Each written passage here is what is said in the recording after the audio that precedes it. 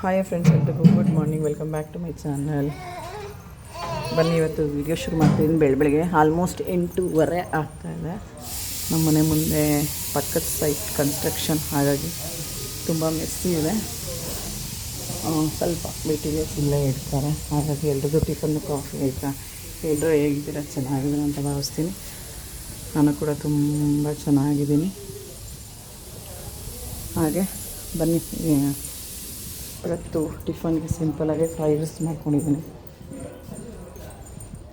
Rice ಒಂದಕ್ಕೆ 1 ಲೋಟ ಅಕ್ಕಿ, 1 ಲೋಟ ನೀರು ಥರ 1.5 ಲೋಟ ಅಕ್ಕಿಗೆ ಇಟ್ಕೊಂಡಿದ್ದೀನಿ. ರೈಸ್ ನೀರು ರೆಡಿಯಾಗಿದೆ.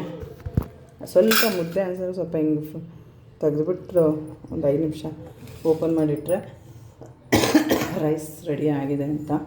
ಈಗ ಫ್ರೈಡ್ ರೈಸ್ಗೆ ಹುಚ್ಚಿಗೆ ಎಣ್ಣೆ, ಶುಂಠಿ ಬೆಳ್ಳುಳ್ಳಿ ಪೇಸ್ಟು, ಹಸಿಮೆಣ್ಸಿನ್ಕಾಯಿ, 4-5 ಈರುಳ್ಳಿ, ಹಸಿ ಬಟಾಣಿ, ಹಾಗೆ ಆಲೂಗಡ್ಡೆ, ಕ್ಯಾರೆಟು, ಹುರುಳಿಕಾಯಿ ಎಲ್ಲ ಸ್ವಲ್ಪ ಫ್ರೈ ಮಾಡ್ಕೊಂಡಿದ್ದೀನಿ. ಹಾಗೆ ಇದಕ್ಕೆ ಒಂದು 10 ಮೆಣಸುಕಾಳು ಪೌಡ್ರ್ ಮಾಡಿ ಹಾಕಿದ್ದೀನಿ.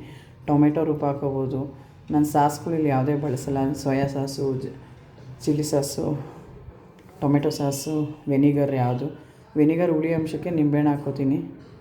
ಹಾಗಾಗಿ ರೆಡಿ ಆಯಿತು ಆಲ್ಮೋಸ್ಟ್. ಉಪ್ಪು ಹಾಕ್ಕೊಂಡ್ರೆ ಕಲಿಸ್ಕೊಂಡ್ರೆ ರೆಡಿ.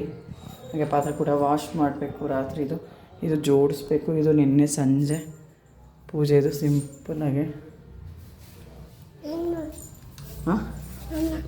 ನಾನು okay, thank you, bye, take care.